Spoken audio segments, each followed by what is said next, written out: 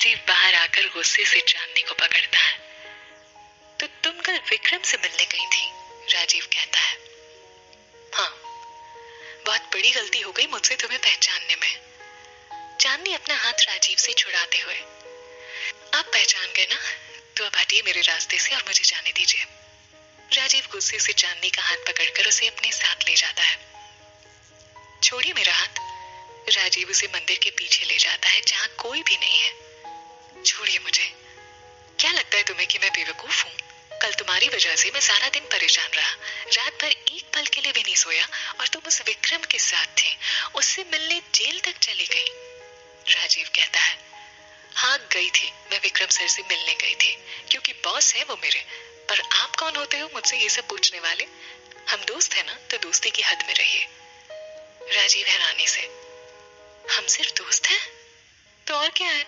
आप ही तो चीख चीख कर कहते हैं ना कि मैं आपकी दोस्त हूँ। नहीं हो तुम मेरी दोस्त। मुझे तो लगा था कि तुम उन लड़कियों में से हो जिनके लिए दौलत नहीं, प्यार जरूरी होता है, रिश्ते जरूरी होते हैं। पर मैं गलत था। आपकी बकवास सुनने का टाइम नहीं है मेरे पास, मुझे ऑफिस के लिए देर हो रही है। चांदनी कहते हैं, नफरत है मुझे तुम जैसी लड़कियों से जो चंद रुपयों के लिए कुछ भी कर सकते हैं। आज के बाद मुझे अपनी शक्ल भी मत दिखाना, समझी तुम? राजीव जाने लगता है और फिर पलट कर आता है। आज सुबह जब अपना फोन ऑन किया तो तुम्हारे बहुत से मिस्ड कॉल देखे। मुझे लगा तुम्हारे ना आने की शायद कोई वजह हो, इसीलिए तुमसे मिलने तुम्हारे घर आ रहा था, पर उसके पहले ही न्यूज़पेपर देखा और तुम्हारी असलियत थी। प्यार का दूसरा नाम धोखा है, ये साबित कर दिया तुमने। I hate you Chandni, I hate you. Rajiv चला जाता है। उसके जाने के बाद चांदनी जमीन पर बैठकर रोने लगती है। ये सब क्या कर रहे हो कान्हा जी, और क्यों? उनकी आंखों में मैंने अपने आप को देखा था। मुझे लगा था कि वो मुझसे कुछ कहना चाहते हैं, इसीलिए मुझे अपने साथ लंच पर ले जाना चाहते हैं। आपने तो शुरू होने से पहले ही सब कुछ खत्म कर दिया। बीजी, चांदनी की तरफ से मैं आपसे माफी मांगती हूँ, सुमन कहती है। तुझे कुछ कहने की जरूरत नहीं है, सावित्री कहती है। पता नहीं बीजी, चांदनी ने ऐसा क्यों किया, अचानक से उसे हो क्या गया है, सुमन कहती है।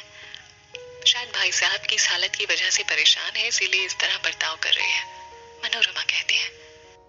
मेरी बातें तुम लोगों को कड़वी लगती है ना, पर सच यही है कि चांदनी का साया जिस पर भी पड़ता है वो कभी सुखी नहीं रह सकता। बीजी प्लीज, आप फिर से ये सब बातें मत करिए। पिंकी की हल्दी के दिन पिंकी भी आपसे नाराज हो गई थी और उसने भी आपसे इसी तरह बात की थी, तो क्या हमारी पिंकी भी मनूस हो गई? रमेश कहते हैं। सावित्री गुस्से से, रमेश? सावित्री गुस्से से चली जाती है।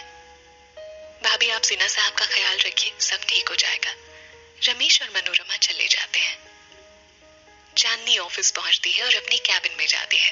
विक्रम चांदनी के कैबिन में बैठा है। तुम्हारा इंतजार कर रहा था। चांदनी कोई जवाब नहीं देती। Thank you Chandni. Please sir चले जाइए यहाँ से, चांदनी कहती है। चांदनी मैं जानता हूँ मैंने तुम्हारे साथ जो भी किया वो बहुत गलत है और उसकी कोई माफी नहीं है, पर फिर भी तुमने मुझे माफ किया और अपना केस भी वापस ले लिया, उसके लिए थैंक्स। आपको किसने कहा कि मैंने आपको माफ कर दिया? आपको जेल से बाहर निकलवाना मेरी मजबूरी थी और आप अच्छे से जानते हैं कि वो मजबूरी क्या थी, इसलिए जो आप है नहीं वो बनने की कोशिश भी मत करिए। जाइए यहाँ से। चांदनी मुझे सच में अपनी गलती का पछतावा हो रहा है, विक्रम कहता है। रियली? हाँ चांदनी, तुम बताओ कि मैं क्या करूं कि तुम्हें यकीन हो जाए कि इतने दिनों जेल में रहकर मैं बदल गया हूँ। मुझे यकीन दिलाना चाहते हैं तो ठीक है, पुलिस स्टेशन जाइए और जाकर अपने डैड के बारे में सच बताइए कि कैसे उन्होंने मुझे मजबूर किया अपना केस वापस लेने के लिए। विक्रम ये सुनकर शॉक्ड हो जाता है। क्या हुआ, आप पछतावा नहीं हो रहा? विक्रम साहब, ये माफी, ये अच्छे बनने की एक्टिंग आपको सूट नहीं करती। भेड़िया अगर बकरी की खाल पहन ले तो वो बकरी नहीं बन जाता। विक्रम गुस्से से चांदनी का हाथ पकड़ते हुए, तुम्हारी इतनी हिम्मत कि तुम विक्रम से इस तरह बात करो? समझती क्या हो खुद को? तुम जैसी दो कौड़ी की लड़कियों को विक्रम जब चाहे अपना बना सकता है। चांदनी अपना हाथ छुड़ाकर विक्रम को फिर से थप्पड़ मारती है। जंगल की आग हूं मैं विक्रम सर, जितना बुझाओगे उतनी भड़कूंगी। ये मत सोचिएगा कि आपके डैड और आपने जो गेम मेरे और मेरी फैमिली के साथ खेला है उसके बाद आप इस आग को बुझा देंगे। मैं कमजोर नहीं हूँ, इसलिए मुझे हासिल करना तो दूर की बात, आइंदा मेरे करीब भी मत आइएगा, वरना वो हाल करूंगी आपका कि खुद को पहचान नहीं पाएंगे। और हाँ, इस बार मुझे अपनी हिफाजत करने के लिए किसी की जरूरत नहीं पड़ेगी। मैं खुद आपको आपके अंजाम तक पहुंचाऊंगी। अब जाओगे या एक थप्पड़ और मारूं? विक्रम गुस्से से चांदनी के कैबिन से बाहर आ जाता है। राजीव उसे चांदनी के कैबिन से बाहर आते देख लेता है। विक्रम राजीव के पास आकर, चांदनी को थैंक्स कहने आए थे? आज का न्यूज़पेपर तो तुमने देख ही लिया होगा। बहुत बुरा लग रहा होगा ना तुम्हें मुझे यहाँ देखकर। पर मैं क्या करूं, चांदनी ने खुद मुझे जेल से बाहर निकलवाया है। 3 साल पुराना रिश्ता जो है हमारा। अरे तुम तो कुछ बोल ही नहीं रहे हो। तुम्हारा और चांदनी का क्या रिश्ता था या अब है, मुझे उसे जानने में कोई दिलचस्पी नहीं है, इसीलिए मेरे रास्ते से हटो। अरे कल तक तो तुम मुझे धमकी दे रहे थे कि चांदनी के करीब गए तो ये कर दूंगा वो कर दूंगा, अब क्या हुआ? दिल टूटा लगता है तुम्हारा? विक्रम पूछता है।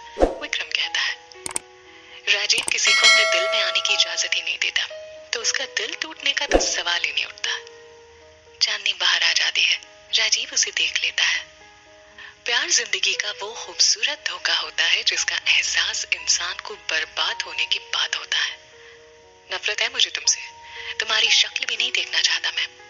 राजीव चला जाता है। चांदनी रोते हुए अपने कैबिन में आ जाती है।